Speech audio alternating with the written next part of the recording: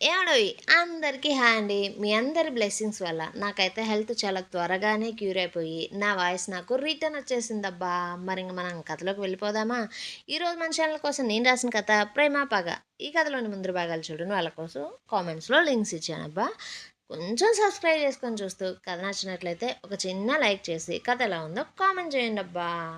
సింధు తారను తెలివిగా ఇంటికి పంపించేస్తుంది. తండ్రికి తన కంపెనీలో వచ్చిన ఇన్వెస్టర్ గురించి చెబుతుంటే మందారానికి సింధు ప్రవర్తన తేడాగా కనిపించి ఆమెను కొంచెం మందలించాలని చూడగా సింధు పునీత్కి తనకు పెళ్లి జరిగినట్లు చెబుతుంది. సౌజీ కాలేజ్లో జరిగే షోకి తన పేరును నమోదు చేసుకుని ఆ షోకి కావాల్సిన షాపింగ్ అంతా చేసుకుంటూ అంత పెద్ద ఇంట్లో ఒంటరిగా ఉండలేక తల్లిని తనకు తోడుగా ఉంటుంది అని ఊరి నుండి ఆ ఇంటికి పిలిపించుకుంది. ఆమె కూతురుకు పట్టిన అదృష్టాన్ని చూసి మురిసిపోతూ ఉన్న ఏదో ఒక మూలన సౌజీ మిథున్ చేసిన పని పాపంలాగే అనిపిస్తుంది. తల్లి కొంచెం ముభావంగా ఉండడం చూసిన సౌజీ, అమ్మా నువ్వెందుకు అలా ఉన్నావు, నాకు తెలుసు ఇప్పుడు నీ ఫీలింగ్ ఏంటో.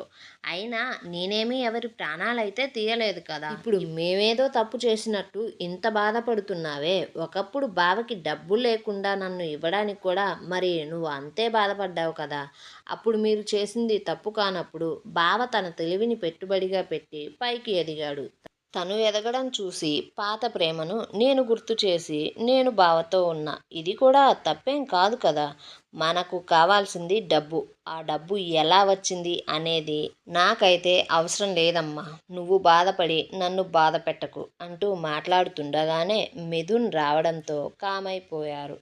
ఆఫీస్ నుండి వచ్చిన మిథున్ అత్తయ్య మామయ్య రాలేదా అంటూ అడగ్గా ఆమె మామయ్య వచ్చారు కానీ ఫ్రెండ్స్ని కలిసి వస్తానని బయటికి వెళ్ళారు బాబు అంటూ పైకి చెప్పినా కూడా మనసులో ఈ మనిషి ఎప్పుడు మారతాడో ఏమో. కూతురు పెళ్లి పనులకు వచ్చినా కూడా పనికిమాలిన పంచాయతీలు పెట్టుకోకుండా ఉండడమే లేదు అంటూ మనసులో భర్తను తిట్టుకుంటూ ఉంది. సింధు మందారంతో పునీత్తో జరిగిన తన పెళ్లి గురించి చెబుతున్నప్పుడు విన్న మనిషి పునీత్ అక్క పూజ. ఆమెకు పునీత్ అంటే ప్రాణం. అందువల్ల సింధు అన్నా కూడా ఒకప్పుడు చాలా ఇష్టం. కానీ సింధు ఎప్పుడైతే తన తమ్ముణ్ణి కాదు అని చెప్పిందో, మిథున్ని ప్రేమించి పెళ్లి చేసుకుందో ఆ నిమిషం నుండి సింధు మీద పగను పెంచుకుంటూ ఉంది పూజ. సింధు మీద పునీత్ పెంచుకున్న ప్రేమతోనే పునీత్ జీవితాంతం ఒంటరిగా మిగిలిపోతున్నాడని అనుకుంటూ పునీత్ పడుతున్న బాధను చూసి పూజ ఎన్నోసార్లు సింధు జీవితం కాపురం నాశనం అవ్వాలని దేవుణ్ణి ప్రార్థించుకుంటూ ఉండేది కూడా. తన తమ్ముడికి దక్కని సుఖం సింధుకి దొరకకూడదు అనుకుంటూ ఉండేది. అదే జరిగింది కూడా. కానీ పునీత్ ఆమెను ఇంత త్వరగా మళ్ళీ స్వీకరించడం, ఒక్క రోజులోనే పెళ్లి చేసుకోవడం, అది కూడా ఇంట్లో వారికి ఒక్క మాట కూడా చెప్పకుండా, అందులోనూ ఒకసారి మోసం చేసిన సింధుని మళ్ళీ అంత త్వరగా ఎలా నమ్మాడు అనుకుంటూ ఉంటే ఆమె ఆలోచనలు అక్కడితో ఆగడమే లేదు.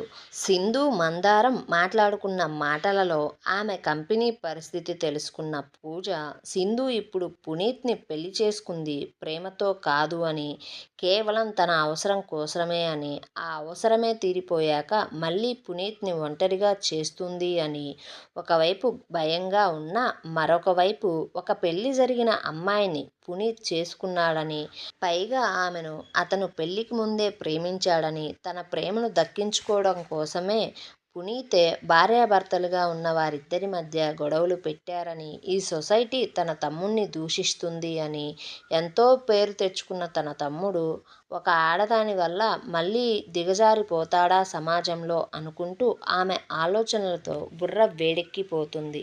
ఇలా ఆలోచించడం కాదు అనుకుని పూజ ముందు ఈ విషయాన్నైతే ఇంట్లో చెప్పాలని, అప్పుడే ఇంట్లో వారే మంచి నిర్ణయం తీసుకుంటారు అనుకుంటూ కూతుర్ని తీసుకుని అత్తగారి ఇంటి నుండి ఇప్పుడు పుట్టింటికి వెళ్ళింది. సింధు మందారానికి నిజం చెప్పగానే మందారం సంతోషపడిపోతూ, పునీత్ బాబునా సింధు పాప నువ్వు పెళ్లి చేసుకుంది? ఆ బాబు చాలా మంచోడు తల్లి. ఆ దేవుడు మళ్ళీ నీ జీవితంలోకి వసంతాన్ని రాసిపెట్టాడు. ఇక ఎలాంటి తుఫాను రాకూడదని ఆ దేవుడు నిన్ను మర్చిపోవాలని కోరుకుంటున్నా అంటూ సింధువునే చూస్తూ, సింధు పాప వంటలు కూడా బాబుగారే కదా చేశారు. అంటే సింధు సిగ్గుతో తల ఊపగా మందారం అనుకున్నా అవి నీ చేతి వంటలు కాదు అని అంటూనే, సింధు పాప నీకిప్పుడు ఒక ఆధారం, ఒక అండా దొరికింది. ఇప్పుడు మీరిక ఆ మిథున్ని, ఆ తిప్పులాడిని అస్సలు వదలద్దు. మీరేంటో వాడికి తెలిసేలా చేయండి. మీ ప్రేమను చూపించిన వాడికి ఇప్పుడు మీ పగను రుచి చూపించండి. వాళ్ళను ఊరికే వదలొద్దు. మీరు పడ్డ బాధకు రెండింతలు ఎక్కువగా వాళ్ళు పడాలి అనగానే, సింధు 2 నిమిషాలు ఆలోచించుకుని లాయర్కి కాల్ చేసి తను రాసిన పవర్ అటార్నీ ఏ రోజైతే మిథున్ తెచ్చిన విడాకులు పేపర్స్ మీద సైన్ చేసిందో ఆ రోజే క్యాన్సిల్ చేసినట్లు బాండ్ని తయారు చేయమని, అలాగే మిథున్కి తన కంపెనీలో ఉన్న చెక్ పవర్ని, బోర్డ్ నెంబర్ ప్లేస్ని క్యాన్సిల్ చేస్తున్నట్లు అనౌన్స్ చేయమని చెప్పింది. దాంతో మందారానికి సింధులో పాత సింధు కనిపించింది. సాయంత్రం 5:30 అవుతుండగా ఆమెకు పునీత్ నుండి కాల్ రావడంతో ఆమె తండ్రి దగ్గర నుండి దూరంగా వెళ్ళి, ఏంటి ఫోన్ చేశావు? నేను ఇంకా ఇంటికి రాలేదు, హాస్పిటల్లో నాన్న దగ్గరే ఉన్నా అంటే, పునీత్ నేను కూడా హాస్పిటల్లోనే ఉన్నా, నా మామగారిని పలకరించవద్దా? అలా పలకరించి నిన్ను ఇంటికి తీసుకుపోదామని వచ్చా అనగా సింధు మౌనంగా ఉండిపోయింది. సింధు మౌనాన్ని గమనించిన పునీత్, సిద్ధుగా నువ్వు భయపడకే, పెళ్ళి గురించి అయితే చెప్పనులే, ఏదో మామూలుగా వచ్చా అంతే. అయినా నా మామని నేను కాక ఎవరు పట్టించుకుంటారు చెప్పు. అసలే ఇప్పుడు నా మామయ్యని నేను కాకా పట్టుకోవాలి కదా. నీలాంటి అందమైన పిల్లను నాకు ఇవ్వడానికి మా అత్తతో ఎంత కష్టపడ్డాడో అంటూ చిలిపిగా నవ్వుతూ లోపలికి రానే వచ్చేశాడు. అలా వచ్చిన పునీత్ ఫోన్ పెట్టేసి కేశవ ఎదురుగా నుంచోగా, తన ముందు ఉన్న పునీత్ని చూసి కేశవ నమ్మలేకపోగా, పునీత్ కేశవ దగ్గరకు కుర్చీ లాక్కుని ఎదురుగా కూర్చొని, ఇప్పుడు ఎలా ఉంది అంకుల్ అంటూనే సింధు వైపు చూస్తూ చిన్నగా కన్ను కొట్టి, నీ కూతురికి చాలా పొగరు అంకుల్, మీకు ఇలా ఉంది అని కనీసం నాకు ఒక మాట కూడా చెప్పలేదు.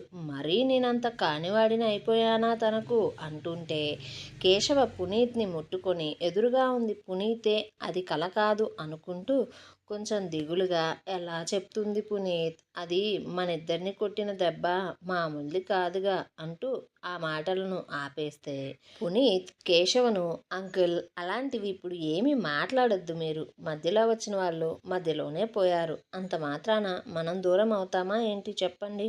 మీరు ముందు మీ హెల్త్ని బాగు చేసుకుని ఇంటికి రండి, మనం అంతకు ముందులా కలిసినప్పుడల్లా మంచి సిట్టింగ్ని ప్లాన్ చేసుకుందాం అంటుంటే, కేశవ కొంచెం ఇబ్బందిగా, పునీత్ అంకుల్ ఏంటి ఇలా మాట్లాడుతున్నాడు అనుకోకుండా, సింధు ఇప్పుడిప్పుడే నా బిజినెస్ని టేక్ ఓవర్ చేసింది, నువ్వు పాతవేవి మనసులో పెట్టుకోకుండా కొంచెం దానికి గైడ్ చెయ్యి, దానికి ఈ బిజినెస్ ప్రపంచం కొత్త, పైగా ఇప్పుడు అది మనసు మెదడు రెండూ పాడైపోయి ఉంది, నువ్వే వాటిని కొంచెం రిపేర్ చెయ్యి అంటే, పునీత్ అంకుల్ మై హూనా, దానికి లేని మనసు సంగతి అయితే నాకు తెలియదు, కానీ బూజు పట్టి పాడైపోయిన బుర్రనైతే నేను తప్పకుండా క్లీన్ చేస్తా అంటూ తన సరదా మాటలతో అల్లరి పనులతో కేశవను చాలా నవ్విస్తూ, తన ప్రియమైన భార్యను ఉడికిస్తూ తనకు సైట్ కొడుతూ ఉంటే అది చూస్తున్న మందారం మనసులో మిథున్కి పునీత్కి నక్కకు నాగలోకానికి ఉన్నంత తేడా ఉంది. ఇప్పటికైనా వజ్రం ఏదో గాజు ముక్క ఏదో ఎవరు ఎలాంటి వాళ్ళో సింధు పాప తెలుసుకుంది అంటూ ఆమె సంతోషపడుతూ ఉంటే, సింధు పునీత్ మాటలకు చూపులకు తన మీద వేస్తున్న కుళ్ళు జోకులకు అంతకంతకు లోపల ఉడుకుపోతూ ఉంది. అలా సమయం చాలాసేపు గడిచిన తరువాత డ్రైవర్కి ఫోన్ చేసి మంచి హోటల్ నుంచి మందారానికి కేశవకి ఫుడ్ తెప్పించి తను చిన్న ట్రీట్గా ఇచ్చాడు. ఇంతలో పునీత్కి ఫోన్ రాగా అది మాట్లాడుతూ బయటికి వచ్చేశాడు. తండ్రికి తినిపించిన సింధు, నాన్న ఇక నేను ఇంటికి పోతున్నా అంటూ చెప్పి వెళ్ళిపోతున్న కూతుర్ని కేశవ పిలుస్తూ, తార విషయం ఏం చేశావురా అంటూ అడగ్గా, సింధు, నువ్వు ఒక 2 రోజులు పిన్ని మాటల్ని ఇగ్నోర్ చేయి నాన్న, మిగిలింది నేను చూసుకుంటా అంటూ చెప్పి బయటకు వచ్చేసింది. పునీత్ కేశవ్కి వెళ్తున్నా అంటూ చెప్పి బయటకు వచ్చి సింధు కోసం అక్కడంతా చూడగా, అప్పటికే సింధు అక్కడి నుండి వెళ్ళిపోయి పునీత్ కారులో వెనక సీట్లో కూర్చొని మూతి ముడుచుకొని ఉంది. దాన్ని చూసిన అతను ఆమె పక్కనే కూర్చొని అలాగే సింధు ఒడిలో తల పెట్టుకొని డ్రమాటిక్గా, దేవుడా, ఓ మంచి దేవుడా, ఏ జన్మలో ఏం పుణ్యం చేసుకుంటేనో ఇలా అల్లరి చేసే అందమైన మొగుణ్ణి నాకిచ్చావయ్యా అంటుంటే ఆ మాటలు విన్న సింధు, పుణ్యమే చేసుకున్న పునీత్, కానీ నాకొచ్చిన మొగుడే పెద్ద కోతి కొండముచ్చు జాతికి చెందినవాడు అంటుంటే సింధు మాటలకు తన తలను పక్కకు తిప్పిన పునీత్ సింధు నడుం మీద ముఖంతో చెక్కిలిగిలి పెడుతూ, నన్నే కోతంటావా, కోతి పనులన్నీ ఇలాగే ఉంటాయి అంటూ ఆమెను అల్లుకుపోతూ ఆమెను తన మీదకు లాక్కుంటున్న క్షణంలోనే ఇంతలో అక్కడికి డ్రైవర్ రాగా అతనిని చూసిన వారిద్దరూ సర్దుకొని కూర్చున్నారు.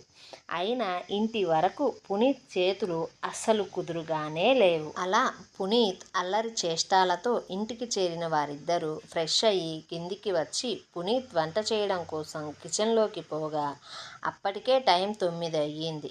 ఒక్కడే చేస్తే లేట్ అవుతుంది అంటూ సింధు కూడా అతనికి సాయం చేస్తా అంటూ కిచెన్లోకి వెళ్ళగా పునీత్ చపాతీ, బీన్స్ కర్రీ, పాలక్ పన్నీర్ చేసుకుందాం అంటూ 2 కర్రీలను ప్రిపేర్ చేస్తూ ఉంటే సింధు చపాతీల కోసం పిండి కలపడానికి చపాతీ పిండిలో నీళ్లు వేసి చెయ్యి పెట్టిందో లేదో కర్రీస్ 2 పొయ్యి మీద ఎక్కించేసిన పునీత్ తన అల్లరి వేషాలు మొదలుపెట్టి ఆమెను అలాగే కిచెన్ ప్లాట్ఫామ్ నుండి ఎటూ పోనివ్వకుండా ఉంచి వెనక నుంచి ఆమె ఛాతీ భాగానికి ఆనుకొని చేతిని సింధు చేతి మీద గుండా పోనించి ఆమె టీషర్ట్ లోపలికి చేతిని తీసుకుని పోయి నడుము మీద అల్లరి ఆటలు ఆడుతూ హద్దులను దాటుతూ సింధు మెడ మీద ముద్దుల దాడి మొదలు పెడుతూ ఉంటే సింధు పునీత్ చేస్తున్న చేతలకు మాటలు రాని బొమ్మలా మారి ఆ ప్రేమను ఆస్వాదిస్తూ అతనికి అడ్డు చెప్పడమే మర్చిపోయింది.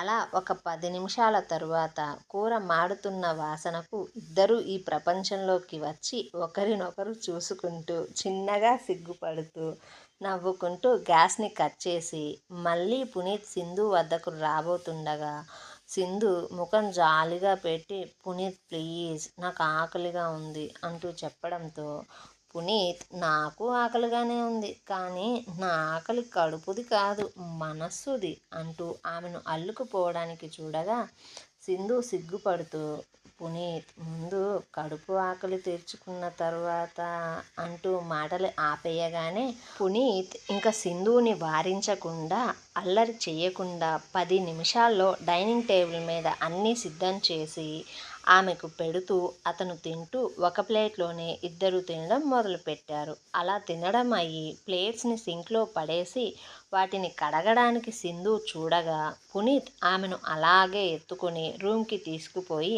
మంచం మీద పడేసి, ఈ ఇంట్లో కడగడానికి తుడవడానికి పనివాళ్ళు ఉన్నారు, కానీ నా సంగతి నువ్వు మాత్రమే చూడాలి అంటూ బెడ్ లైట్ని ఆపేసి ఆమెను చేతుల్లోకి తీసుకొని తనువుల వలువులను దూరం చేస్తూ శరీరాలను దగ్గర చేస్తూ మాటలలో చెప్పలేని భావాలను ఒకరి మనసు ఒకరితో చెప్పుకునేంత దగ్గరగా ఉండి గాలికే వాళ్ళిద్దరి మధ్య చోటు ఇవ్వలేని దగ్గరితనంతో తనువుల తపనలను తీర్చుకుంటుంటే సింధు అతనితో కలుస్తున్న ప్రతిసారి కొంచెం కొంచెంగా సిగ్గును, బెరుకును, మొహమాటాన్ని దూరం చేసుకుంటూ పునీత్ ఆమె మీద చూపిస్తున్న ప్రేమకు మైమరిచిపోతూ అతని చర్యలకు అధికంగా అలసిపోయి ప్రతిసారి అతని చూపించే ప్రేమకు మైమరిచిపోయి అతని గుండెపై ఆదమరచి నిద్రలోకి ఒదిగిపోయింది.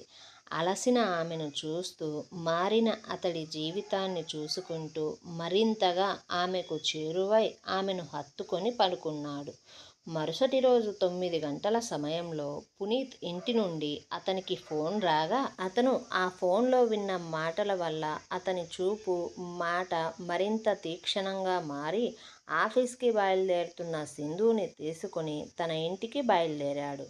కారులో సింధు పునీత్ ప్రవర్తన చూసి విషయం అడగ్గా పునీత్ చెప్పిన మాటలతో అతను తనని ఇంటికి తీసుకుపోతున్నాడు అని తెలిసిన సింధుకి చెమటలు పట్టడం మొదలైంది. ఏమండోయ్, మరిప్పుడు పునీత్ వాళ్ళ ఇంట్లో ఏం జరగబోతుంది? సౌజీ నిజంగానే కాలేజీలో మిస్ ప్యూన్ అవుతుందా? పవర్ ఆఫ్ అటార్నీ క్యాన్సిల్ చేసిందని తెలుసుకున్న మిథున్ ఏం చేయబోతున్నాడు? ఇలాంటి విషయాలన్నిటికీ సమాధానం కావాలంటే మన ఛానల్ని సబ్స్క్రైబ్ చేసి ఈ వీడియోని ఒక చిన్న లైక్ చేయండి అబ్బా.